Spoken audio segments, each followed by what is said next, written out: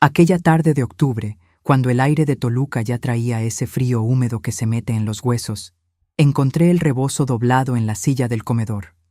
No era mi rebozo, era el de Graciela. Lo reconocí de inmediato porque yo misma se lo regalé en su cumpleaños número 32, uno de lana azul marino con franjas color guinda que ella escogió en el Mercado Juárez. Estaba doblado con demasiado cuidado, como si alguien lo hubiera puesto ahí con intención, o como si alguien lo hubiera apretado mucho entre las manos y luego no hubiera sabido qué hacer con él. Cuando lo levanté, sentí algo duro dentro. Metí los dedos entre los pliegues y saqué una fotografía pequeña, de esas que sacan en las escuelas con fondo azul claro. Era una foto de Graciela de cuando tendría unos 15 años y en el reverso, con tinta azul ya desleída por el tiempo, decía solamente esto: si algún día puedes, cuéntalo. Me quedé parada en el comedor con la fotografía en la mano y el rebozo contra el pecho durante un tiempo que no supe medir. El reloj de pared marcaba las 5:15 de la tarde. El olor a frijoles que había dejado en la lumbre llegaba desde la cocina. Afuera, en la calle, un niño pasó gritando algo que no entendí. Y yo ahí, con 77 años encima y ese papel entre los dedos, sintiendo que el mundo entero se había detenido para que yo pudiera leer esas 6 palabras una y otra vez. Si algún día puedes, cuéntalo. Me senté porque las piernas ya no me sostenían. Antes de seguir, necesito tomar un respiro aquí, porque lo que estoy a punto de contarles me costó mucho tiempo reunir el valor de decirlo en voz alta. Si están escuchando esta historia desde algún lugar de México o desde donde sea que vivan, me harían un favor muy grande si me dicen en los comentarios desde qué ciudad o qué estado nos acompañan esta noche. Y si es tarde donde están, si no pueden dormir y por eso están aquí conmigo, también me lo digan. Yo los leo a todos, de verdad. Dense un momento para dejar un like si esta historia ya los está tocando. Y suscríbanse si quieren escuchar otra mañana. Aquí hay una historia nueva cada día sin falta. Ahora déjenme continuar, porque hay mucho que contarles. Me llamo Teresa Maldonado de Ruiz. Tengo 77 años y nací en un pueblo del Estado de México que se llama Jiquipilco, aunque llevo más de 50 años viviendo en Toluca. Llegué aquí con 22 años, recién casada con Rogelio, que en paz descanse, siguiéndolo a él que había conseguido trabajo en los talleres de la fábrica de hilados que entonces estaba en plena producción. Nos instalamos en la colonia Morelos, en una casita de 2 cuartos que fuimos agrandando conforme fuimos pudiendo, conforme nacieron los hijos y conforme los años fueron pasando, con esa velocidad que uno no entiende hasta que ya está viejo y se pregunta ¿a dónde fue a parar todo ese tiempo? Soy una mujer de estatura mediana, aunque ya me he ido encogiendo un poco con los años como les pasa a todas. Tengo el cabello completamente blanco desde los 60 y tantos, cuando el negro se fue yendo poco a poco sin pedir permiso. Mis manos están llenas de venas que se marcan mucho cuando hace frío, y tengo los nudillos un poco hinchados de la artritis que me llegó de herencia de mi mamá, que también la tuvo. Rogelio me decía que mis ojos eran lo que no envejecía, que seguían siendo los mismos ojos oscuros y atentos de cuando éramos jóvenes. Yo no sé si eso es verdad, pero me gusta pensar que sí. Cuando me vi en el espejo del baño aquella mañana de octubre, me pregunté, como me pregunto seguido, ¿en qué momento llegaron todas esas arrugas alrededor de los ojos? Mi mamá las tenía igualitas al final. Son las mismas líneas que ella tenía, ese mismo mapa de años vividos que se dibuja en la piel sin consultarle a una. Me lavé la cara con el agua fría de siempre. Me puse la crema que Graciela me regala cada año en el Día de las Madres. Me arreglé el cabello con las 2 peinetas de carey que fueron de mi mamá y salí a calentar el café de olla que había dejado desde la noche anterior. Mi casa huele a café y a velas. Siempre ha olido así. Tengo una imagen de la Virgen de Guadalupe en la sala, grande, con su marco dorado y su pequeña veladora que cambio cada 3 días. A los lados tengo las fotos de mis hijos, Ernesto, que vive en Querétaro con su familia, Rubén, que se fue al norte hace como 15 años y que llama los domingos, y Graciela, mi única hija, que vive a 4 cuadras de mi casa con Héctor desde hace 12 años. El mantel de mi mesa del comedor lo bordé yo misma hace muchos años con hilo rojo y verde, flores y hojas alrededor del borde. Está un poco desgastado ya por el centro, pero no lo cambio porque me gusta ver las manos que lo hicieron y reconocerme en ese trabajo. Rogelio murió hace 9 años de un infarto que nos tomó a todos por sorpresa, aunque ahora que lo pienso, los años de trabajo duro y los cigarros de toda la vida no eran ninguna sorpresa. Lo lloro todavía, de vez en cuando, sin vergüenza. Esa es una costumbre que no me voy a quitar. Fue un buen hombre, trabajador, callado para las cosas del corazón, como son muchos hombres de su generación, pero presente siempre. Y cuando faltó, aprendí que la presencia de una persona llena más espacio del que una cree, porque el vacío que deja tiene exactamente su forma. Hay algo que no he contado a mucha gente, algo que viene de mucho antes y que aquella tarde en el comedor, con el rebozo de Graciela en las manos, regresó de golpe como regresan las cosas que una entierra pensando que ya no van a molestar. Cuando yo tenía 18 años, en Jiquipilco, hubo una muchacha del barrio que llegó a casa de sus papás con marcas que todos vieron y nadie nombró. Los mayores decían que era una cosa entre marido y mujer, que en esos asuntos no se metía uno. Yo la vi en el mercado una mañana con un ojo morado y la vi bajar la cabeza cuando encontró mi mirada. No le dije nada. Me fui. Me he preguntado muchas veces qué hubiera pasado si le hubiera dicho algo, si le hubiera preguntado si estaba bien, si le hubiera tomado la mano. No lo hice, y eso se quedó grabado en algún lugar de adentro como se graban las cosas de las que una se arrepiente. Graciela fue desde chica una niña seria, aplicada, de pocas palabras, pero de ideas muy claras. No era de las que hacían berrinches ni lloraban por cualquier cosa. Aprendió a leer sola antes de entrar a la primaria porque se sentaba junto a mí cuando yo leía el periódico y preguntaba qué decía cada letra. A los 6 años ya deletreaba los títulos de las novelas. Le gustaba mucho dibujar. Llenaba cuadernos enteros de dibujos de casas y jardines y personas con caras muy detalladas. Estudiaba en la noche con la luz de su cuarto encendida hasta tarde, y cuando yo le decía que apagara ya, me respondía nada más un momento, mamá. Dame un momento. Se recibió de contadora a los 24 años. Trabajó en un despacho contable durante varios años y conoció a Héctor en una boda de una compañera de trabajo. Héctor Durán llegó a mi vida con muy buena presentación. Lo primero que pensé cuando Graciela me lo trajo a conocer fue que era un hombre educado, que sabía estar en una mesa, que traía flores sin que nadie se lo pidiera, que le preguntaba a Rogelio por su trabajo con genuino interés, o al menos eso parecía. Tenía 35 años entonces, 5 años mayor que Graciela, era ingeniero civil y trabajaba en una constructora. Era de Metepec, de una familia de gente establecida. La gente que lo conocía lo consideraba un buen partido. Yo lo consideré un buen partido también, en aquellos primeros años. Y eso es algo con lo que he tenido que aprender a vivir. Los primeros cambios en Graciela los noté quizás al año y medio de casados, aunque entonces no los llamé cambios, sino etapas. Me dije que era normal que una mujer recién casada fuera acomodando su vida nueva, sus tiempos, su atención. Que viniera menos seguido no me pareció extraño al principio. Que llamara menos tampoco. Lo que sí me llamó la atención fue que cuando venía ya no era la misma en el modo de hablar. Se había vuelto más medida, más cuidadosa con sus palabras, como si antes de decir cualquier cosa la pensara bien, la pesara, calculara si era conveniente decirla.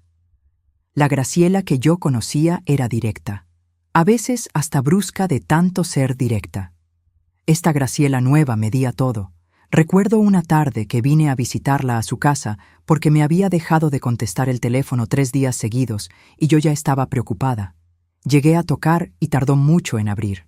Cuando abrió, tenía los ojos un poco hinchados y me dijo que había llorado por una película triste. Yo no le dije nada. Entré, me senté, tomé café con ella. Hablamos de cosas sin importancia. Y en todo ese tiempo, en ningún momento llegó a mis labios la pregunta que debía haber hecho. ¿De verdad estás bien?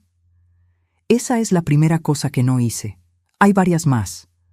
Noté que había dejado de hablar de sus amigas del despacho, de esas compañeras con las que antes salía a comer los viernes. Cuando le pregunté por ellas una vez, me dijo que ya no tenían mucho en común, que la gente cambia.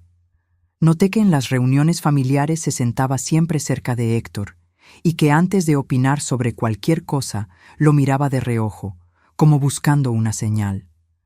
Noté que dejó de venir sola a mi casa, y que cuando venía, casi siempre era con él. Noté que en las Navidades ya no se quedaba a ayudarme a preparar el ponche y los tamales como había hecho toda la vida, porque según ella, Héctor prefería pasar las fiestas en casa de sus propios papás. Noté todo esto. Lo anoté en alguna parte de mi cabeza. Y lo fui explicando con razones que me inventé sola para no tener que ver lo que no quería ver. Hubo un domingo de marzo, 3 o 4 años después de la boda, que fui a llevarles una cazuela de pozole rojo porque había hecho de más. Toqué, esperé. Toqué de nuevo. Escuché pasos, y luego silencio, y luego más pasos. Tardó tanto en abrir que ya me estaba yendo cuando la puerta se abrió.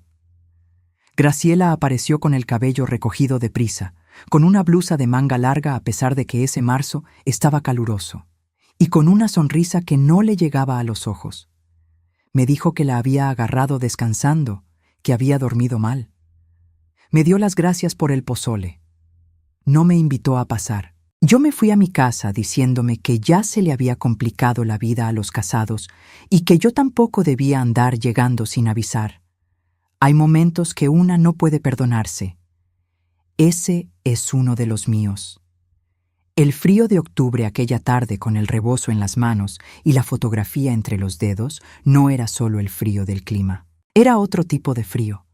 El que viene de adentro cuando uno empieza a ver todo junto y se da cuenta de que el patrón existía desde hace mucho tiempo y que una lo tenía enfrente y lo estaba mirando sin ver.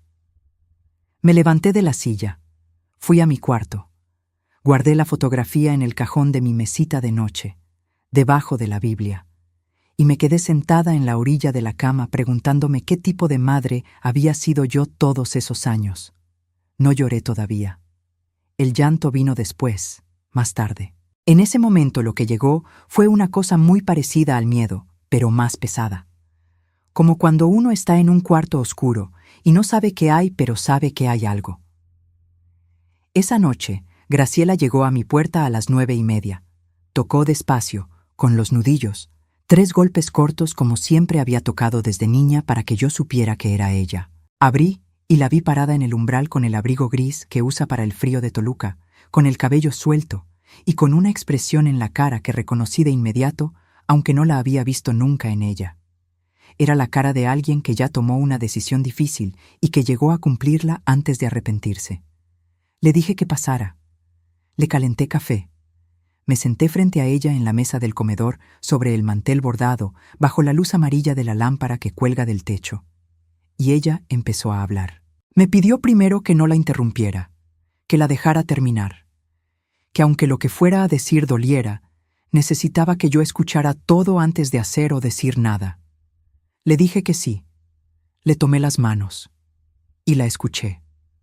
Me dijo que llevaba 12 años viviendo con un miedo que había aprendido a disfrazar de normalidad, que había aprendido a medir sus palabras, sus movimientos, sus expresiones, porque cualquier cosa podía ser interpretada de una manera que después pagaba. Me dijo que hubo momentos buenos, que no quería que yo pensara que todo había sido oscuridad, pero que los momentos buenos también formaban parte del patrón, porque servían para hacerla dudar de su propio juicio, para que ella misma se dijera que estaba exagerando, que era demasiado sensible, que las cosas no eran para tanto.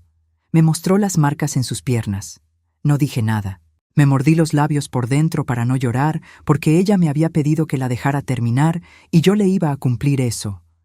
Me contó que él le había dicho durante años que si ella hablaba, yo sentiría vergüenza de ella, que yo la alejaría, que yo elegiría no creerle, porque era más fácil creer que mi hija era problemática, a creer que el hombre que había escogido era capaz de hacerle daño. Me dijo que durante mucho tiempo ella le creyó, que durante mucho tiempo le tuvo más miedo a perderme a mí que a seguir aguantando lo que aguantaba. Cuando terminó de hablar, me miró fijamente con esos ojos oscuros que son iguales a los míos y me hizo la pregunta: La pregunta que ya conté antes y que no me salió de la cabeza en días. Ahora que sabes la verdad, ¿vas a protegerme o vas a seguir fingiendo que no ves nada? Me levanté de la silla. Fui a donde ella estaba sentada. Me arrodillé frente a ella, con todo el dolor que le cuesta a una señora de 77 años arrodillarse en el piso frío, y la abracé tan fuerte como pude, y le dije al oído, con la voz que me quedaba, que yo la creía, que siempre la iba a creer, y que lo que había callado durante 12 años no iba a callarse ni un día más. Pero mientras la abrazaba, mientras ella lloraba contra mi hombro con ese llanto de alguien a quien por fin le quitaron un peso que ya no podía cargar sola, yo estaba pensando en la muchacha de Jiquipilco con el ojo morado. Estaba pensando en todas las veces que no pregunté, en todas las señales que vi y expliqué, y me estaba preguntando si habría llegado demasiado tarde. No dormí esa noche. Graciela se quedó conmigo. Le puse las cobijas en el cuarto de los trastos que hice habitación de visitas cuando Ernesto se casó y se llevó sus muebles. Le calenté agua para que se bañara. Le di una de mis blusas y unos pantalones de algodón. Le preparé una taza de té de manzanilla con miel porque ella siempre duerme mejor con manzanilla desde que era pequeña. Y cuando se quedó dormida, escuché su respiración desde el pasillo durante un buen rato para asegurarme de que era una respiración tranquila, sin sobresaltos, antes de regresar a mi cama. Me acosté. Cerré los ojos, los volví a abrir. El techo de mi cuarto es el mismo desde que llegamos a esta casa. Tiene una mancha en forma de media luna cerca de la esquina donde la humedad entró una vez y ya nunca se fue del todo. Esa mancha la he visto miles de veces en las noches de insomnio. La noche en que murió mi mamá, la noche antes de que operaran a Rogelio de la vesícula, la noche en que Rubén me llamó para decirme que se iba al norte. Esa mancha y yo nos conocemos bien, y esa noche de octubre también la vi durante horas, mientras mi cabeza no encontraba manera de callarse.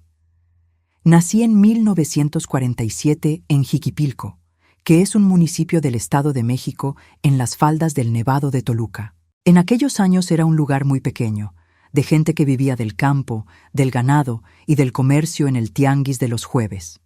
Mi papá se llamaba Aurelio Maldonado y era albañil.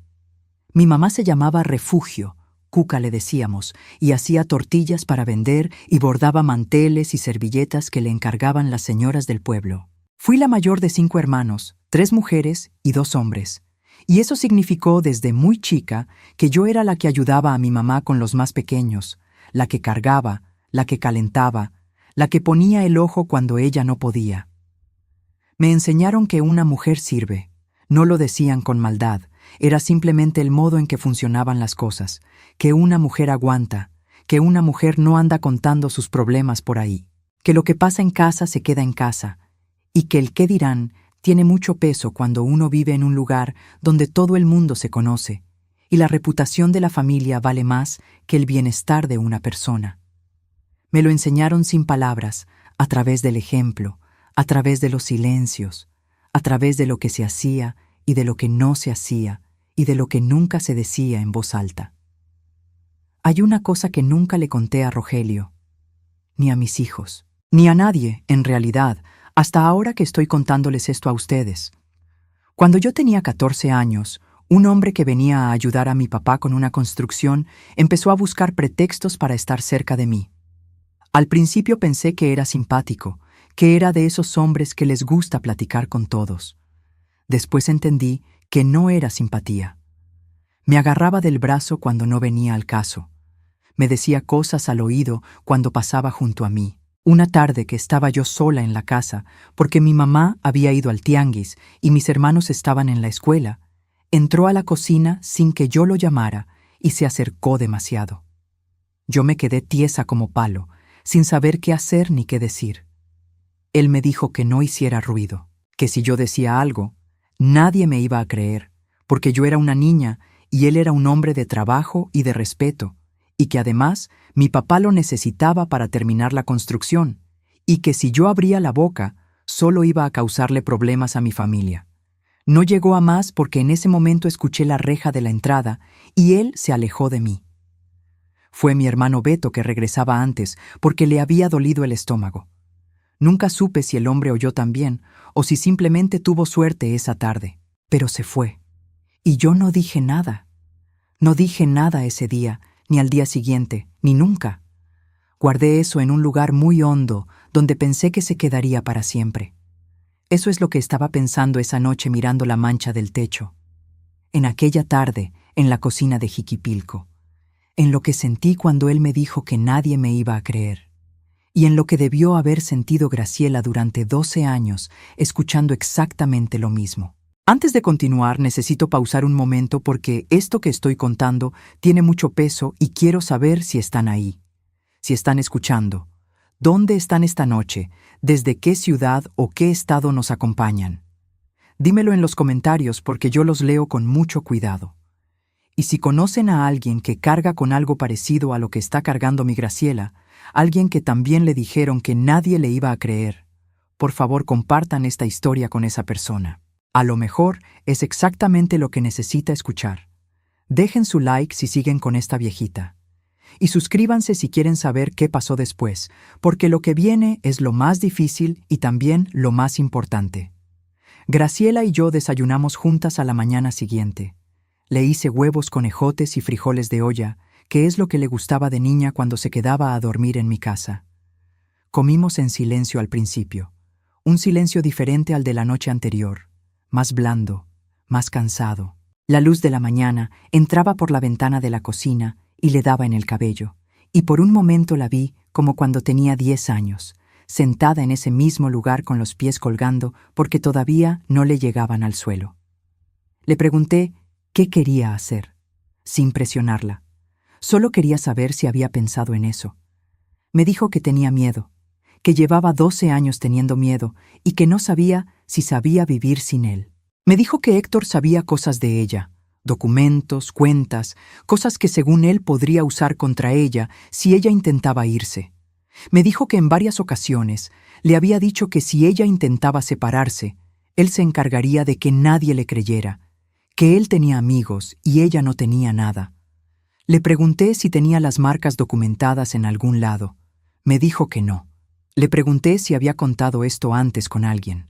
Me dijo que una vez, hace como 4 años, le había insinuado algo a su médica en una consulta de rutina, que la médica le había dado una tarjeta de una institución de apoyo, pero que ella la había tirado porque en ese momento no se sintió capaz. Anoté eso en mi cabeza. La médica. Héctor Durán llegó a la vida de mi familia hace 14 años y en ese tiempo construyó una reputación sólida. Eso hay que decirlo con todas sus letras, porque si no se entiende cómo funciona esto, no se entiende nada de lo que pasó después. Héctor era de los que llegaban a una reunión y en 20 minutos ya le habían caído bien a todos. Sabía escuchar, o al menos lo parecía. Sabía hacer preguntas que hacían sentir a la gente importante. Le traía fruta cuando venía a mi casa. Ayudaba a Rogelio a cargar las cosas pesadas sin que nadie se lo pidiera. En las reuniones de la familia, él era el que organizaba los juegos con los sobrinos, el que ayudaba a acomodar las sillas, el que se ofrecía para llevar a alguien a su casa si se le había acabado el camión. Rogelio llegó a decirme una vez que Héctor le parecía un buen muchacho, que Graciela había escogido bien. Yo asentí. Y ahora me pregunto qué hubiera dicho Rogelio si hubiera vivido para saber la verdad. En el trabajo, según me enteré después, también tenía una reputación impecable. Era el tipo de persona que llega temprano, que resuelve problemas, que cae bien a los jefes y a los compañeros. En su colonia, en Metepec, lo conocían como alguien servicial. Una vecina me contó tiempo después que él era el que organizaba las faenas para limpiar la calle antes de las fiestas patronales, que había ayudado a gestionar un bache que tenía años sin componerse, que siempre saludaba a todos por su nombre. Esa es la parte más difícil de entender, la que más trabajo me ha costado procesar. ¿Cómo puede ser la misma persona? ¿Cómo puede ser al mismo tiempo el hombre que organiza las faenas del barrio y el hombre que le dice a su esposa que nadie le va a creer? Lo he pensado mucho.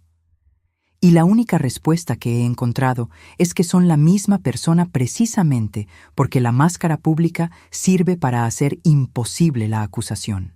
Porque cuando alguien señala a un hombre así, todo el mundo tiene ejemplos inmediatos de por qué no puede ser verdad. Yo misma los tenía. Eso es lo más terrible. En aquellos primeros años después de la boda, las señales que yo noté las fui acomodando dentro de explicaciones que inventé sola. Que Graciela ya no viniera sola, la expliqué diciéndome que las parejas hacen todo juntas.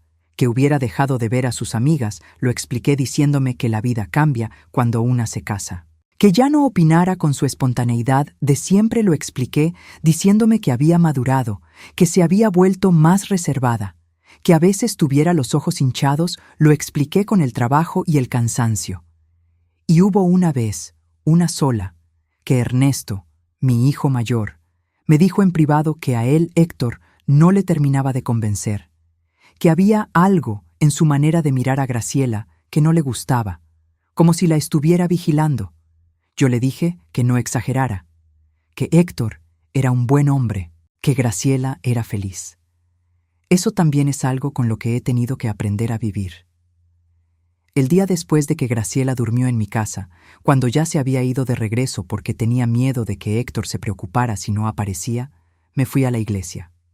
No a misa, porque no era hora de misa. Fui a sentarme sola en una de las bancas de madera oscura de la parroquia de San Felipe, que está a 3 cuadras de mi casa y que huele siempre a cera y a flores, y a ese olor particular que tienen las iglesias viejas, como a tiempo detenido.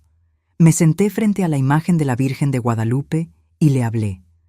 Le dije que necesitaba claridad, que necesitaba saber qué hacer, que tenía 77 años y una hija que me había puesto en las manos algo demasiado pesado y demasiado importante y que yo no sabía si era capaz de cargarlo bien. Le pregunté también, con todo el respeto que le tengo, por qué había esperado tanto, por qué mi hija había tardado 12 años en contármelo, y si yo tenía algo que ver con esa espera. No obtuve respuesta inmediata, claro, pero me quedé ahí sentada un buen rato hasta que el peso en el pecho se hizo un poco más manejable, hasta que dejé de temblar. Y cuando salí a la calle y el frío de Toluca me dio en la cara, ya tenía más o menos claro lo primero que iba a hacer.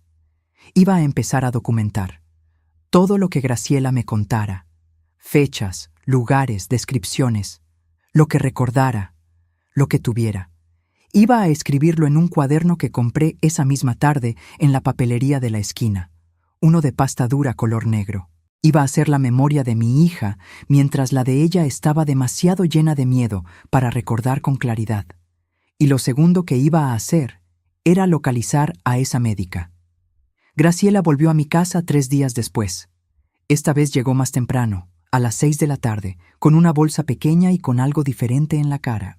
No exactamente alivio, todavía no, sino algo más parecido a la determinación frágil de alguien que ha tomado una decisión y todavía no sabe si va a tener las fuerzas para cumplirla. Nos sentamos en la sala. Encendí la veladora de la Virgen. Y ella empezó a contarme con detalle cosas que nunca me había contado. ¿Cómo empezó todo? ¿Qué fue lo primero que pasó? ¿Cuándo fue la primera vez que entendió que lo que estaba viviendo no era normal? Me contó que al principio eran palabras, que antes de que hubiera marcas físicas, hubo años en que lo único que él hacía era hablarle de una manera que la dejaba sin saber quién era. Que le decía que era demasiado sensible, demasiado dramática, demasiado dependiente de su mamá. Que le decía que sus amigas no eran sus amigas de verdad y que si las perdiera no iba a ser ninguna pérdida. Que le decía que sin él ella no sabría cómo manejarse sola en la vida. Me contó que había una frase que él repetía con frecuencia, casi siempre en voz baja, con mucha calma, que era lo más aterrador, que no gritaba, sino que decía las cosas con una tranquilidad absoluta. La frase era: «Nadie te va a creer, Graciela, porque yo sé cómo presentarme y tú no».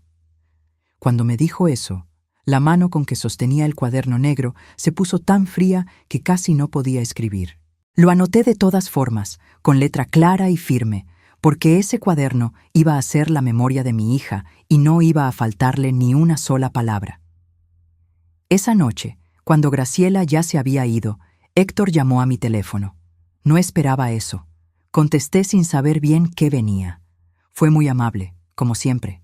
Me preguntó si estaba bien.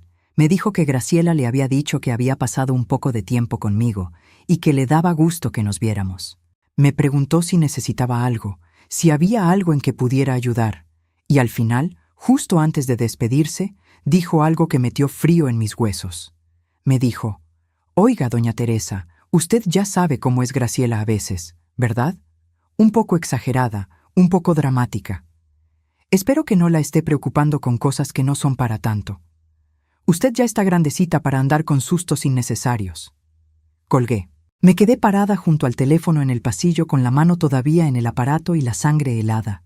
Grandecita, dramática, cosas que no son para tanto. Ya sabía que yo sabía algo, y ya me estaba diciendo que nadie me iba a creer.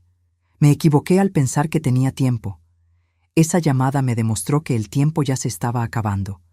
Aquí necesito pausar porque mis manos están temblando nada más de recordar esa llamada. Pero antes de continuar, denme un momento. ¿Dónde están esta noche? ¿Qué ciudad? ¿Qué estado? Escríbanlo en los comentarios porque me ayuda a saber que no estoy sola con estos recuerdos. Y si esta historia les está llegando al corazón, si están pensando en alguien mientras escuchan, dejen un like, suscríbanse si todavía no lo han hecho. Aquí hay una historia nueva cada día sin falta. Y quizás la de mañana es la que alguien que quieren necesita escuchar. Ándale. Déjenme seguir. Esa noche no pude dormir otra vez. Me quedé sentada en la silla de la sala, la misma silla donde Rogelio se sentaba a ver las noticias, con el cuaderno negro en las piernas y la veladora de la Virgen dando esa luz pequeña y constante que nunca me ha fallado. Releí todo lo que había anotado desde que Graciela empezó a contarme. 2 páginas y media de letra apretada, fechas aproximadas, descripciones, la frase que él repetía con esa calma que era peor que los gritos. Y al final, subrayado 2 veces porque me pareció importante, el nombre de la médica que Graciela había mencionado, la doctora Amparo Villanueva, que tenía su consultorio en una clínica del ISEMIM cerca del centro. Graciela había guardado su número en el teléfono sin borrarlo, a pesar de haber tirado la tarjeta. Me lo dio esa misma tarde cuando le pregunté. No sé si lo guardó por miedo o por esperanza, pero lo guardó, y eso me dijo algo importante sobre mi hija, que una parte de ella, aunque fuera pequeña, siempre supo que algún día iba a necesitar ese número. Lo copié en el cuaderno con cuidado. Lo que sabía hasta ese momento era esto. Graciela llevaba 12 años en una situación de maltrato dentro de su matrimonio.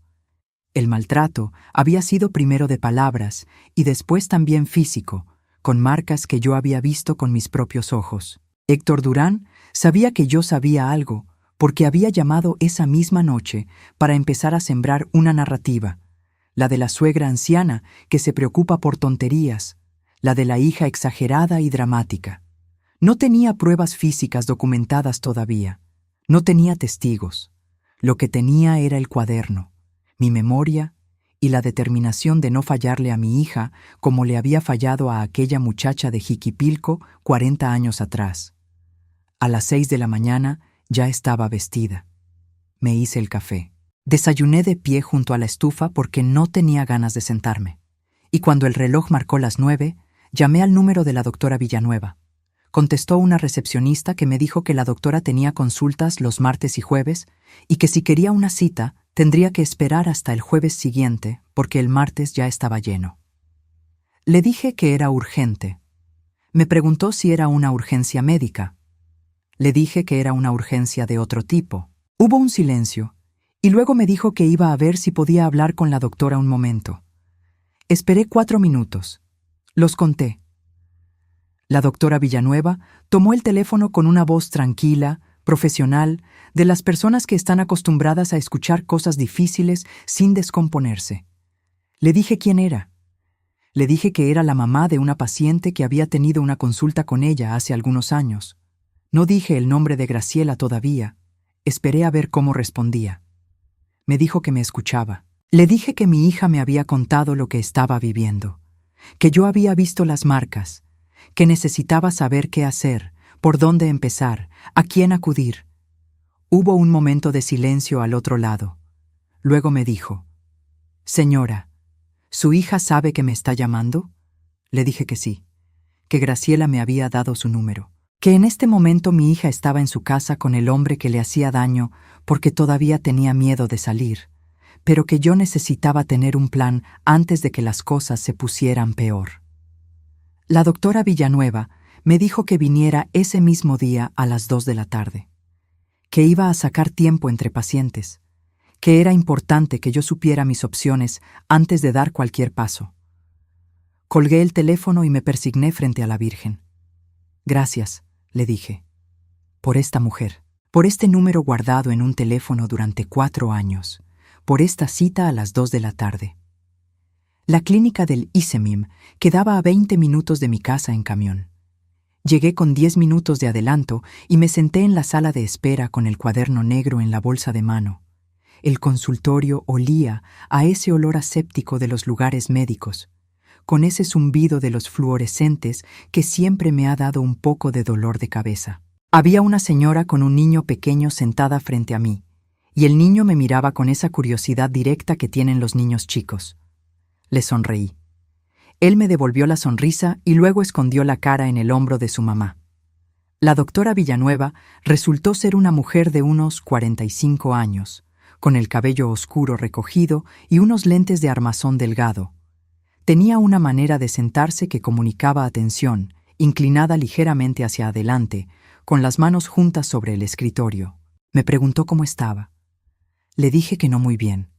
Me dijo que la entendía. Le conté todo lo que sabía. Mientras hablaba, ella tomaba notas en silencio. Cuando terminé, me explicó con mucha paciencia cuáles eran las rutas disponibles.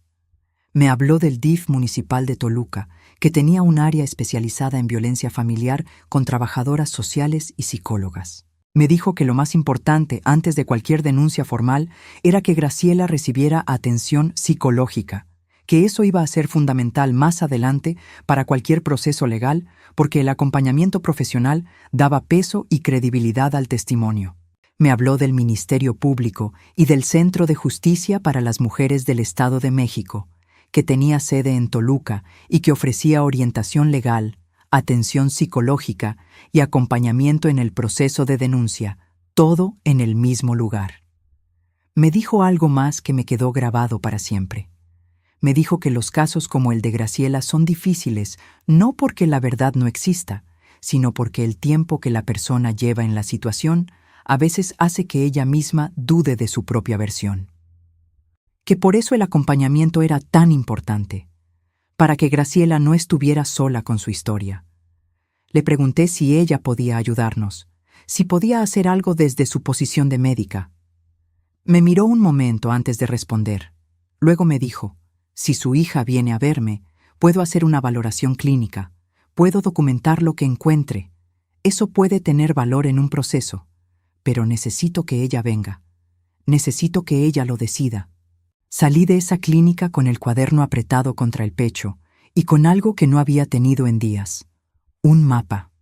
No una garantía, no una solución inmediata, pero sí un mapa.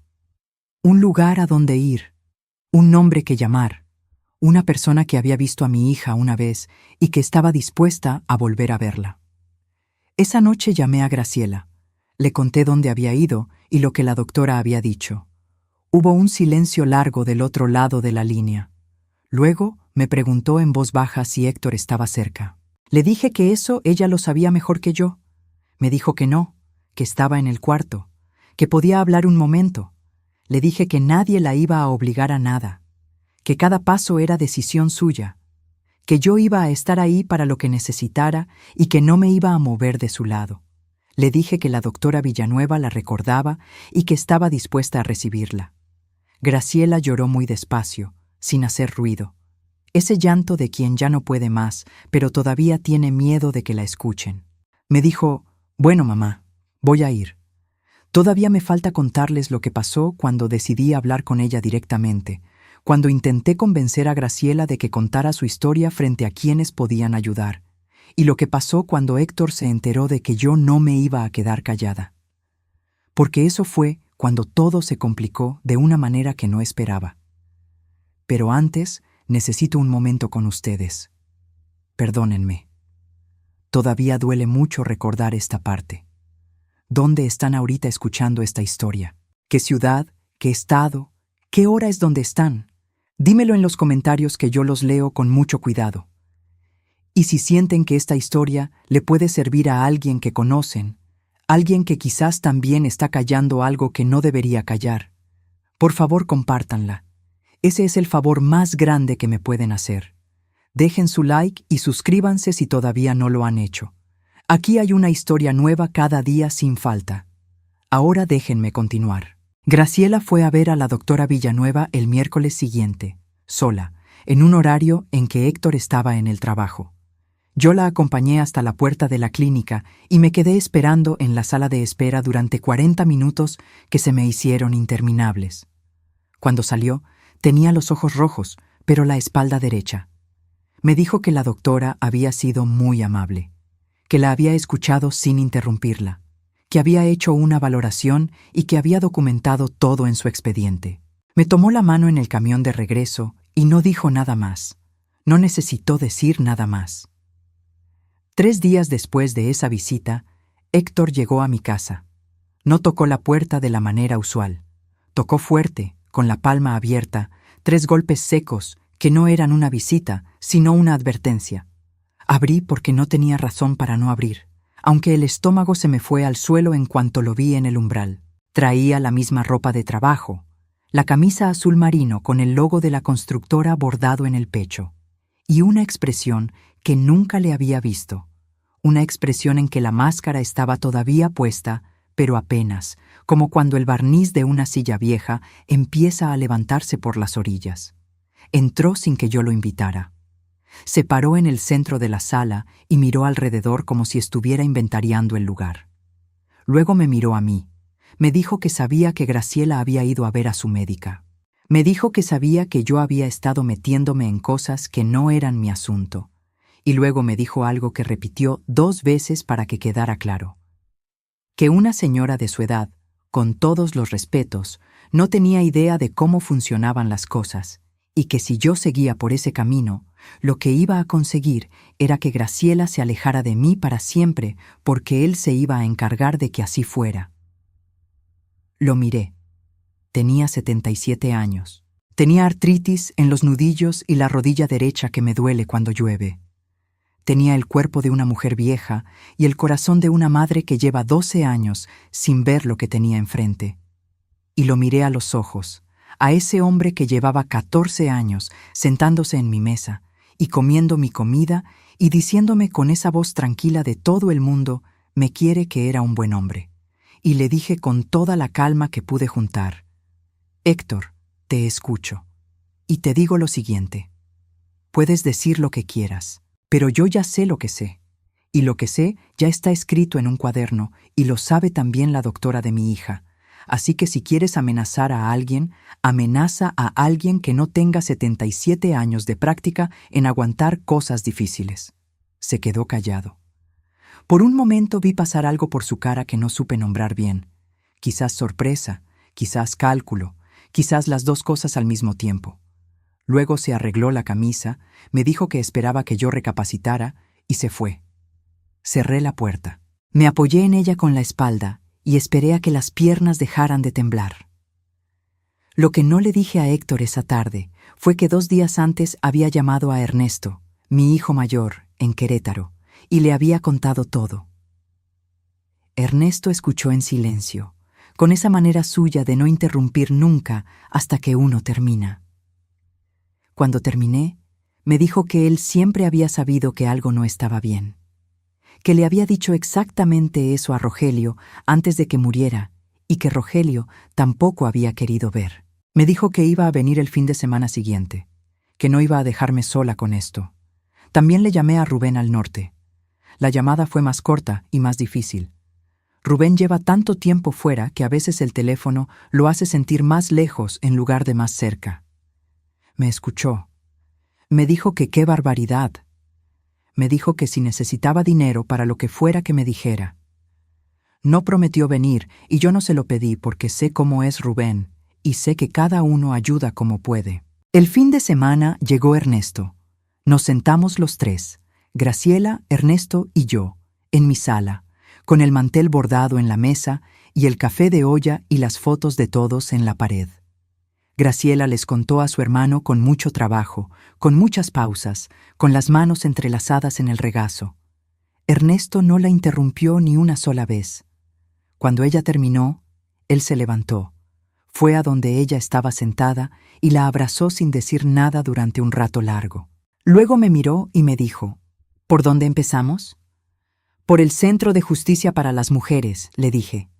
El lunes siguiente fuimos los tres juntos. El Centro de Justicia para las Mujeres del Estado de México en Toluca es un edificio sobre la avenida Lerdo, de fachada gris, con una entrada en que hay una mujer de recepción que nos recibió con una amabilidad que no esperaba. Esa amabilidad discreta de quien sabe que la persona que tiene enfrente llega cargando algo pesado y que no hay que añadir peso innecesario. Graciela fue atendida primero por una trabajadora social que se llamaba Brenda, una mujer joven con el cabello en una trenza y unos zapatos negros de piso. Brenda la escuchó durante casi una hora. Ernesto y yo esperamos en un pasillo con sillas de plástico azul y una planta de ornato en la esquina que alguien había regado de más porque la tierra estaba encharcada. Yo rezaba en silencio. Ernesto leía su teléfono, aunque creo que no estaba leyendo en realidad. Cuando salió Graciela con Brenda, la trabajadora social nos explicó los pasos siguientes. Orientación legal primero. Luego, si Graciela decidía proceder, denuncia ante el Ministerio Público con acompañamiento del centro. Medidas de protección que podían solicitarse de manera inmediata, incluyendo una orden que restringiera el acceso de Héctor a la persona de Graciela mientras se llevaba a cabo el proceso. Atención psicológica continua dentro del mismo centro, sin costo. Le pregunté cuánto tiempo tomaba todo eso. Brenda me miró con una honestidad que agradecí, aunque me dolió. Me dijo que los procesos legales en casos de violencia familiar en el Estado de México podían extenderse meses, que había muchos factores, que la documentación era fundamental, que el acompañamiento psicológico era fundamental, y que lo más importante en este momento era la seguridad inmediata de Graciela. Fue entonces que Graciela dijo algo que no esperaba. Dijo, con voz firme, que ella quería presentar la denuncia ese mismo día, que si esperaba se iba a arrepentir, que llevaba 12 años esperando y que no quería esperar un día más. Ernesto le apretó el hombro. Yo le tomé la mano. Brenda dijo que estaba bien, que nos iba a acompañar. Lo que siguió fue un proceso largo y agotador que tomó toda la tarde. Formularios, declaraciones, preguntas que Graciela respondía con una voz que a veces se quebraba y otras veces se ponía tan firme que a mí me hacía pensar en el acero. La documentación de la doctora Villanueva fue solicitada y resultó ser exactamente tan importante como la doctora había dicho que podría ser. El cuaderno negro que yo había llevado fue revisado por la abogada del centro, una señora de pelo corto que se llamaba licenciada Covarrubias, y que lo hojeó con mucho cuidado antes de decirme que era un elemento valioso, porque establecía una línea de tiempo documentada por un tercero. Salimos del Centro de Justicia a las 6:30 de la tarde con el proceso de denuncia iniciado, con una cita para el día siguiente con la psicóloga, y con una medida cautelar solicitada que establecía distancia obligatoria de Héctor respecto a Graciela mientras la investigación avanzaba. Esa noche, Graciela se vino a vivir conmigo. Trajo una maleta mediana y la bolsa con sus documentos. Se instaló en el cuarto de los trastos que le preparé con las cobijas de lana que guardo para el frío de Toluca. Y antes de que apagáramos las luces, se asomó a la puerta de mi cuarto y me dijo, en voz muy baja, «Gracias por creerme, mamá. No dormí esa noche tampoco. Pero esta vez fue diferente. Esta vez, el insomnio no era de angustia, sino de algo que se parecía mucho a la vigilia de alguien que ha estado cargando algo muy pesado durante mucho tiempo y que apenas empieza, a sentir que el peso puede repartirse. Saqué el rebozo azul marino del cajón donde lo había guardado. Lo desdoblé sobre la cama. Metí la mano entre los pliegues, aunque ya sabía que la fotografía no estaba ahí, que la había guardado debajo de la Biblia. Lo hice de todas formas, como uno busca algo que ya encontró, pero que quiere volver a sostener. Luego lo doblé de nuevo con cuidado, lo puse en la silla junto a la cama, y me quedé mirando cómo la luz de la veladora le daba ese brillo pequeño a las franjas color guinda. Si algún día puedes, cuéntalo. Mi hija lo había contado, y el mundo no se había acabado. Lo que venía después todavía iba a ser difícil. Héctor no iba a quedarse quieto. El proceso legal apenas comenzaba. Habría días en que Graciela iba a dudar, días en que yo iba a dudar, días en que el sistema iba a moverse tan despacio que parecía que no se movía. Pero esa noche, con el rebozo en la silla y la veladora encendida y mi hija durmiendo por primera vez en años en un lugar donde nadie la iba a lastimar, sentí algo que no había sentido en mucho tiempo. Sentí que íbamos por el camino correcto. Héctor Durán tardó exactamente 4 días en reaccionar. Los primeros 2 días no supimos nada de él. Ernesto se quedó en Toluca y durmió en el sillón de la sala esos días, sin quejarse, como cuando era chico, y se quedaba a cuidarme cuando Rogelio tenía turno de noche. La licenciada Covarrubias nos había dicho que esperáramos, que la medida cautelar tardaría en notificarse formalmente, pero que ya estaba en proceso. Al tercer día llegó un mensaje al teléfono de Graciela. Solo decía: «Esto va a salir muy caro para los dos. Lo documentamos». Se lo mandamos a la licenciada por fotografía esa misma hora. Al cuarto día, Héctor fue a la casa de su mamá, que vivía en Metepec, y desde ahí hizo lo que ya sabíamos que iba a hacer tarde o temprano. Llamó a todos los que pudo para contarles su versión, a su familia, a algunos conocidos, a un cuñado que Graciela tenía por parte de Ernesto, y que resultó ser de los que creen lo que les conviene creer. La versión de Héctor era predecible, que Graciela estaba pasando por una crisis nerviosa, que yo la había influenciado en contra de él, que todo era una reacción exagerada a problemas normales de pareja, y que él era la víctima de una familia de mujeres histéricas encabezadas por una suegra que siempre le había tenido mala voluntad. Lo que no esperábamos era que consiguiera un abogado tan rápido y que ese abogado presentara una contramedida intentando señalar que la denuncia era infundada y que Graciela estaba siendo manipulada por terceros, entiéndase yo, para perjudicarlo. La licenciada Covarrubias nos llamó cuando recibió la notificación. Nos explicó que esto era un movimiento esperado, que en muchos casos el denunciado intentaba reencuadrar la situación como una disputa bilateral en lugar de una situación de violencia unilateral. Nos dijo que la documentación era nuestra respuesta más fuerte. El expediente de la doctora Villanueva, el cuaderno, el mensaje amenazante, y algo más que todavía no habíamos presentado, pero que Graciela guardaba desde hacía años en un sobre dentro de un libro de contabilidad en su oficina de la casa. Me contó de ese sobre el día 5, cuando ya estaba más tranquila y empezaba a recordar cosas que en el estado de pánico de las primeras semanas no había podido traer a la memoria con claridad. Me dijo que había un sobre con fotografías, que en algún momento, hace como 3 años, después de una noche particularmente mala, había tomado su teléfono y se había fotografiado a sí misma, las marcas que tenía entonces, y que había impreso esas fotografías y las había guardado en ese sobre con fecha escrita a mano en el reverso de cada una, dentro de ese libro de contabilidad que Héctor nunca abría porque no era su área. Me quedé mirándola cuando me dijo eso. Le pregunté si podía ir por ese sobre. Me dijo que sí, que Héctor no estaba en la casa porque estaba con su mamá en Metepec, que tenía llave todavía. Fui con Ernesto. Entramos a la casa, que era la misma casa de siempre, pero que ese día se sentía diferente, más pequeña, con un silencio que no era paz sino ausencia. Olía a cerrado, a ropa que lleva días sin moverse, a ese olor de los lugares que perdieron su habitante principal sin despedirse. Fuimos directo a la oficina de Graciela. Ernesto buscó el libro de contabilidad en el librero mientras yo me quedaba en la puerta del cuarto sin querer tocar nada más, sin querer dejar huella en ese lugar más allá de lo que habíamos ido a buscar. El sobre estaba ahí, dentro del libro, entre las últimas páginas. Ernesto lo sacó con cuidado y me lo dio. Lo puse en mi bolsa de mano sin abrirlo. No era el momento. El momento era salir de esa casa lo antes posible. Antes de que pueda contarles lo que pasó cuando presentamos ese sobre, necesito que sepan que lo que están escuchando no es solo mi historia, ni la historia de mi hija.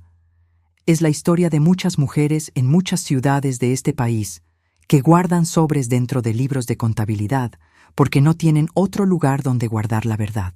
Si están escuchando y conocen a alguien así, o si son ustedes mismos esa persona, quiero que sepan que lo que mi hija hizo, documentar, guardar, esperar el momento, eso fue inteligencia y fue valentía, aunque pareciera silencio. Denme un like si siguen aquí. Denme un comentario con su ciudad y con qué hora es donde están. Y suscríbanse para seguir con esta historia mañana, porque aquí no termina. Aquí apenas estamos llegando al momento en que todo cambia. La cita con la agente del Ministerio Público asignada al caso se fijó para el jueves siguiente. La agente se llamaba Verónica Sandoval. Era una mujer de unos 38 años, con el cabello recogido y una manera de hablar directa y sin adornos que me gustó desde el primer momento. Nos recibió en una oficina pequeña con escritorio de metal gris, 2 sillas de visita y una planta artificial en la repisa que debió haber sido verde una vez. Estábamos Graciela, la licenciada Covarrubias, Ernesto y yo. La agente Sandoval revisó el expediente con atención, hizo preguntas específicas y tomó notas a mano en una libreta. Cuando llegó al apartado de evidencia física, la licenciada Covarrubias presentó el sobre con las fotografías. La agente lo abrió, las revisó una por una sin cambiar la expresión, y luego anotó algo en su libreta con el lápiz que sostenía entre los dedos. Le preguntó a Graciela si podía confirmar que las fotografías fueron tomadas por ella misma, en qué circunstancias y por qué las había guardado. Graciela respiró hondo. Luego habló durante 10 minutos seguidos con una voz que no tembló ni una sola vez. Explicó cuándo fueron tomadas, qué había pasado cada vez, por qué las había impreso y guardado. Le dijo a la agente que en aquellos momentos no sabía si alguna vez iba a poder usarlas, pero que necesitaba que existieran en algún lugar, porque si solo estaban en su cabeza, ella misma empezaba a dudar de si eran reales. La agente Sandoval la escuchó sin interrumpirla. Cuando Graciela terminó, anotó algo más en su libreta, cerró la carpeta del expediente y dijo esto. Dijo: «Señora Durán, con la documentación médica, las fotografías fechadas, el registro de la señora madre y el historial de mensajes, tenemos base suficiente para continuar el proceso. Lo que me está presentando es consistente, es documentado y es suficientemente sólido para avanzar». Graciela se dobló hacia adelante en la silla y se tapó la cara con las manos. No lloró de tristeza. Lloró de alivio, que es un llanto completamente diferente, más silencioso y más profundo, el llanto de alguien a quien le acaban de decir que no estaba loca, que no estaba exagerando, que lo que vivió fue real y que hay alguien con autoridad que lo reconoce. Yo le puse la mano en la espalda y no dije nada. Ernesto, sentado junto a mí, se limpió los ojos con el dorso de la mano pensando que nadie lo veía. Lo que siguió en las semanas posteriores fue un proceso que no voy a detallar en todos sus pasos, porque sería muy largo y porque hay partes que pertenecen a Graciela y no a mí.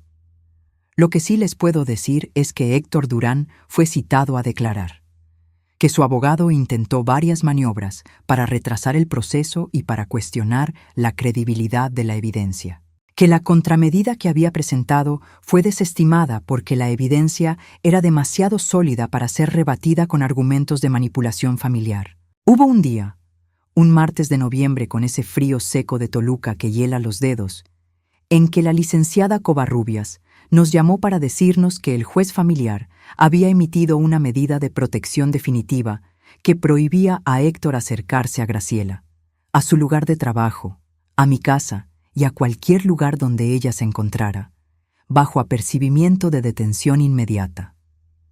Estábamos en mi cocina cuando llegó esa llamada. Graciela tenía las manos alrededor de una taza de café y me miraba mientras yo escuchaba. Cuando colgué y le dije lo que la licenciada había dicho, hubo un silencio de varios segundos en que ninguna de las dos dijo nada. Luego ella puso la taza sobre la mesa con mucho cuidado, como si el gesto requiriera toda su concentración. Y me dijo: «Se acabó, mamá». Le dije que todavía había proceso legal por delante, que el proceso penal era diferente al familiar, que iba a haber más citas, más declaraciones, más espera. Me dijo que sí, que lo sabía, pero que lo que se había acabado era otra cosa. Era el miedo de que nadie le creyera. Ese miedo se había acabado. La abracé. Le dije que ese miedo nunca debió haber empezado. Le pedí perdón, con esas palabras exactas, por las veces que no pregunté, por las tardes en que no me quedé, por el domingo en que me fui con la cazuela de pozole y no insistí en entrar. Me dijo que no me pidiera perdón, que lo que importaba era ahora. Esa noche saqué la fotografía de debajo de la Biblia. La puse sobre la mesa del comedor bajo la luz de la lámpara y la miré durante mucho tiempo. Graciela de 15 años, con el fondo azul claro de foto escolar y esas 6 palabras en el reverso escritas con tinta azul desleída. Si algún día puedes, cuéntalo. Me pregunté cuándo la había escrito. Si la había guardado en ese rebozo mucho antes de aquel octubre, o si acababa de hacerlo. Si sabía que yo la iba a encontrar, o si fue un accidente que resultó ser necesario. Nunca le pregunté eso directamente. Hay cosas que pertenecen al corazón de una persona y que una aprende a respetar sin necesitar explicación.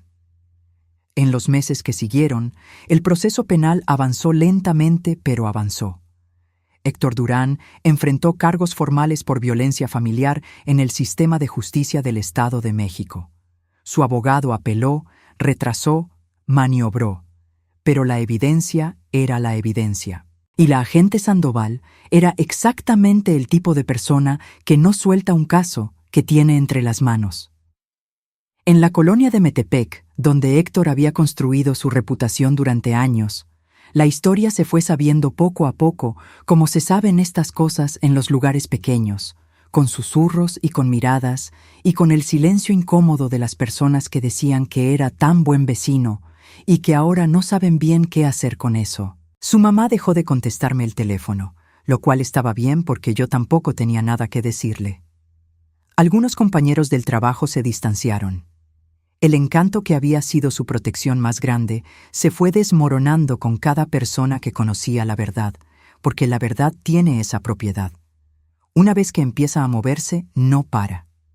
La familia de Graciela también tuvo que acomodarse a algo nuevo. El cuñado que había tomado la versión de Héctor tardó un tiempo en reconocer que se había equivocado, y cuando lo hizo fue con esa torpeza particular de los hombres que no saben pedir perdón, pero intentan compensarlo con gestos prácticos, arreglando cosas en la casa, ofreciéndose a llevar a Graciela a sus citas.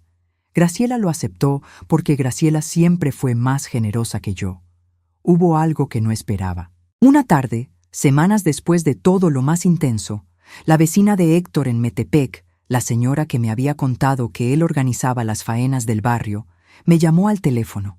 Me dijo que había algo que quería contarme, que hacía unos 2 años había escuchado por la pared, algo que en ese momento no supo cómo procesar, pero que ahora, sabiendo lo que sabía, tenía más sentido. Me lo contó. Era poco concreto. Era solo una voz escuchada por la pared de una casa, pero era otra persona que había sentido que algo no estaba bien y que no había sabido qué hacer con esa sensación. Le agradecí. Le dije que no se culpara. Le dije que esas cosas son difíciles de nombrar cuando uno no sabe bien qué está viendo. Ella me dijo: «Ojalá hubiera dicho algo antes, señora». Le dije: «Yo también me digo eso todos los días. Ahora ha pasado más de 1 año». Estoy sentada en mi silla de la sala, la silla de Rogelio, con el café de olla en la mano y la mañana de octubre entrando por la ventana. No el octubre de aquel día del rebozo, sino el octubre de ahora, 1 año y algo después. El aire de Toluca sigue siendo el mismo aire frío y húmedo que me ha acompañado toda la vida. El reloj de pared sigue marcando el tiempo con el mismo tic-tac constante de siempre.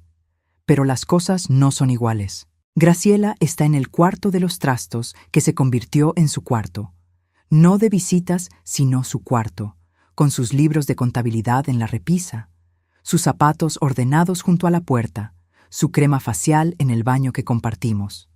Encontró trabajo en un despacho contable pequeño de Toluca, manejado por una señora que supo su historia y que le dijo que aquí no iba a tener que explicarle nada a nadie. Llega a casa los viernes con un pan dulce de la panadería de la esquina, porque sabe que me gustan las orejas de azúcar, y eso es su manera de decirme gracias sin decirlo con palabras, que es como siempre ha sido Graciela. Está en terapia con la psicóloga del Centro de Justicia, una mujer que se llama Rosario y a quien Graciela menciona con un respeto particular. El respeto que uno le tiene a las personas que ayudan a ordenar el desorden de adentro. No ha sido un proceso fácil ni lineal. Ha habido semanas buenas y semanas en que algo la jala hacia atrás. Una canción en la radio, el olor de una colonia que usaba él, pasar por una calle que conocía. Pero cada vez tarda menos en regresar. Cada vez el jalonazo hacia atrás es un poco menos largo. Duerme mejor. Eso fue lo primero que noté. Al principio se despertaba en las noches y yo la escuchaba moverse en el cuarto y me levantaba a preguntarle si quería algo. Ahora se despierta a veces, pero ya no necesita que yo vaya. Maneja sus propias noches. Eso es más grande de lo que parece. El proceso penal de Héctor avanzó y llegó a su término hace unos meses. Fue sentenciado por violencia familiar en el Estado de México a 3 años de prisión y a recibir tratamiento psicológico obligatorio durante ese tiempo. Su abogado apeló, claro, y el proceso de apelación sigue su curso como siguen su curso estas cosas en un sistema que tiene sus tiempos y sus mecanismos y que no siempre se mueve a la velocidad que uno quisiera. Pero hay una sentencia. Hay un nombre escrito en un documento oficial con una decisión escrita junto al nombre. Eso es real. Eso no se lo quita nadie. Necesito pausar un momento aquí porque quiero hablar directamente con ustedes. No solo contarles lo que pasó, sino decirles algo que aprendí con todo esto y que me parece importante compartir. Si están escuchando esta historia y hay algo que les está resonando adentro, algo que reconocen en lo que cuento aunque sea diferente a su propia situación, quiero que sepan que los estoy pensando mientras hablo. ¿Dónde están esta noche? ¿Qué hora es donde están? Dígamelo en los comentarios porque yo los leo con cuidado y con cariño. Y si esta historia les sirvió de algo, si les dejó algo aunque sea pequeño, dejen un like. Suscríbanse para más historias. Aquí hay una nueva cada día sin falta. Y compártanla si creen que alguien que conocen necesita escucharla. Ese es el mejor regalo que me pueden hacer. Ernesto viene a visitarnos con más frecuencia desde todo esto. Trae a sus hijos, mis nietos de Querétaro, y Graciela juega con ellos con una facilidad que me llena el corazón de una manera que no sé describir bien, porque verla jugar con un niño sin miedo, sin esa tensión de antes, es una de las cosas más bonitas que he visto en este último año. Rubén llama todavía los domingos, y cuando le pregunto cómo está siempre dice, «Bien, mamá, ¿qué crees?». Y luego me pregunta por Graciela con un cuidado en la voz que no tenía antes, como si todo esto le hubiera enseñado algo también, aunque él estuviera lejos. La relación de Graciela con Ernesto se volvió diferente, más directa, como si hablar la verdad en voz alta hubiera roto algo que los separaba sin que ninguno de los dos supiera bien qué era. Se mandan mensajes seguido. Ella le cuenta cosas que antes no le contaba. Él le manda noticias del trabajo y de sus hijos, y ella responde con esa seriedad suya, mezclada con un sentido del humor seco que siempre tuvo pero que había estado callado mucho tiempo. Con el cuñado que creyó la versión de Héctor al principio, las cosas quedaron distintas. No rotas del todo, pero distintas. Graciela decidió que no iba a invertir energía en reconstruir esa relación más allá de lo necesario para mantener la paz familiar, Y yo la apoyo en esa decisión porque las relaciones no son obligaciones y porque el tiempo y la energía de una persona que está sanando son recursos que hay que cuidar. Yo misma soy diferente. No sé si se nota desde afuera, pero desde adentro la diferencia es muy clara. Dormí mal muchos meses. Mi cuerpo, que lleva 77 años de trabajo y de preocupaciones y de cargar con lo de todos, cobró lo suyo durante este proceso.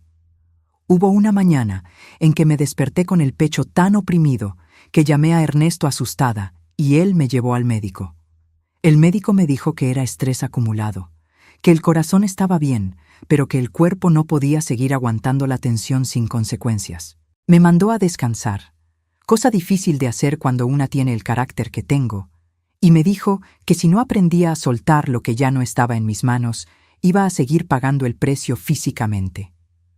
Aprender a soltar es la lección más difícil que me dejó todo esto, más difícil que ir al DIF, más difícil que enfrentar a Héctor en mi sala. Soltar significa reconocer que hay cosas que ya no puedo controlar, que el proceso legal tiene sus tiempos que no son los míos, que la sanación de Graciela tiene su ritmo que no es el mío, que yo no puedo adelantar nada a fuerza de preocuparme. Lo estoy aprendiendo. No lo he aprendido del todo todavía, pero lo estoy aprendiendo. Mi fe cambió también. No se debilitó, como temí que pudiera pasar en los momentos más oscuros cuando le preguntaba a la Virgen por qué y no obtenía respuesta inmediata. Se hizo más honesta, menos automática. Antes rezaba el rosario todos los días por costumbre, porque lo había hecho toda la vida, porque era lo que se hacía. Ahora lo rezo porque quiero, porque necesito ese silencio y esas palabras, porque en ese rato de rosario a veces pasan cosas en el interior que no pasan de otra manera. No sé si eso es fe más profunda o simplemente fe más mía. Pero es diferente a lo de antes y lo prefiero. Me he preguntado muchas veces qué hubiera pasado si Graciela no hubiera llegado esa noche de octubre a tocar mi puerta, si hubiera seguido callando. Si el miedo de perderme a mí hubiera pesado más que el agotamiento de seguir cargando sola.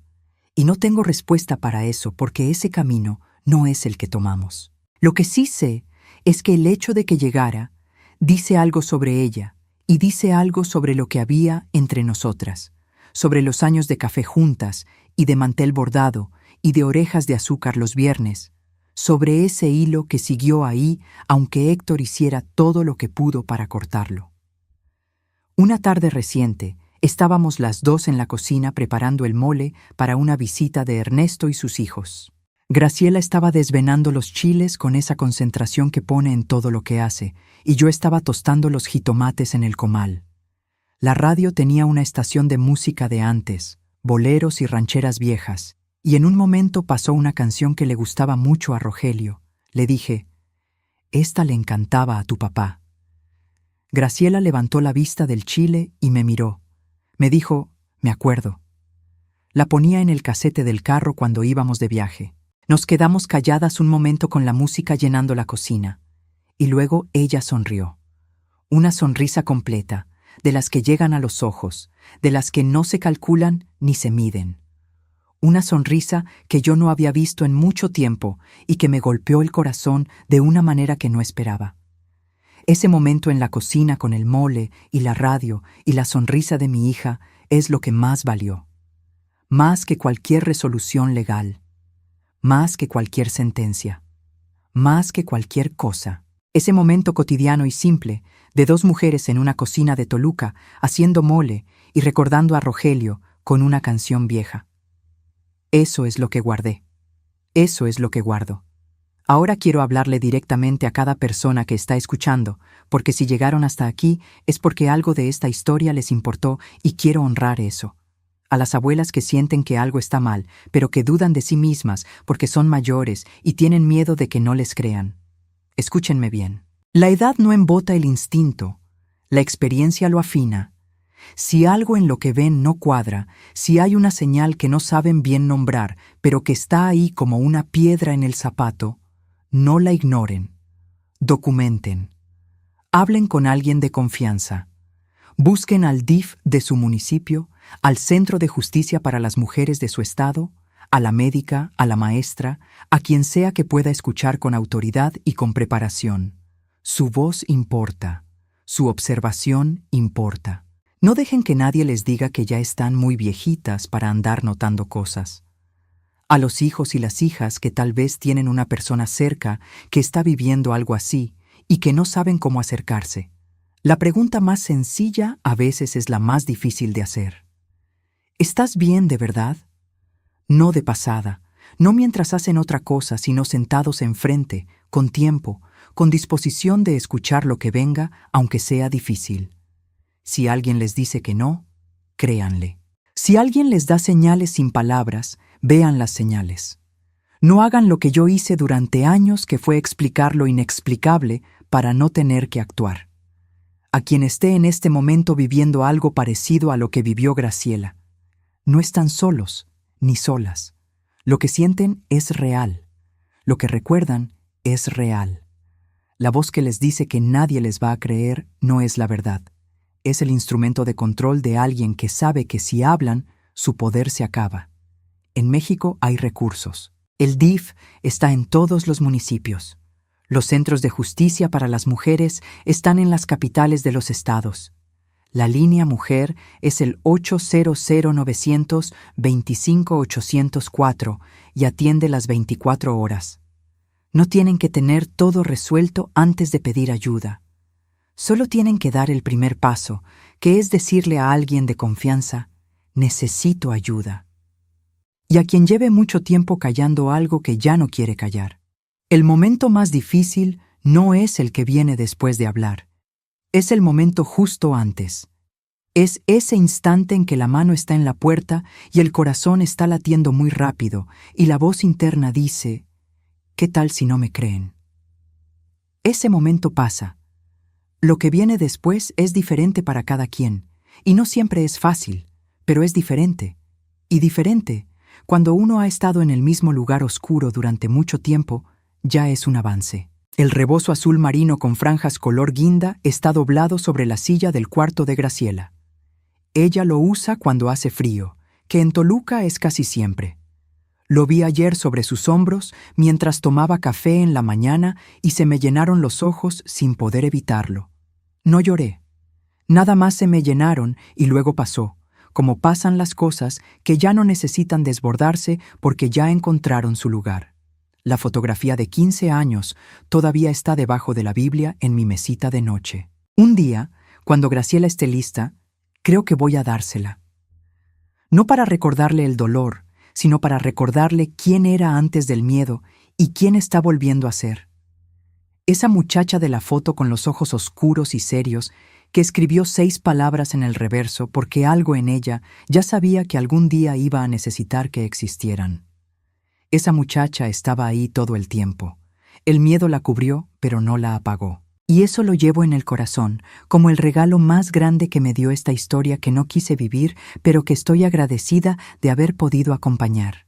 Mi hija está bien. Está en proceso de estar bien, que es diferente, pero igual de valioso. Y yo, esta viejita de 77 años con el cabello blanco y los nudillos artríticos y la mancha de humedad en el techo del cuarto, también estoy en proceso de estar bien. Juntas. En esta casita de la colonia Morelos de Toluca, que huele a café y a velas y a mole cuando hay visita. Juntas. Si se quedaron conmigo hasta el final de esta historia, quiero que sepan que me dieron un regalo muy grande. El regalo de ser escuchada. El de que la historia de mi Graciela no se quedara solo entre estas 4 paredes, sino que llegara a donde están ustedes, que no los conozco, pero a quienes les hablo como se le habla a alguien a quien se quiere. Ahora les pido una última cosa. Si de verdad escucharon, si llegaron hasta aquí con esta abuela, y su rebozo, y su cuaderno negro, y su mole, y su dolor y su esperanza, dejen en los comentarios la palabra contada. Solo quienes de verdad estuvieron hasta el final entenderán por qué esa palabra importa.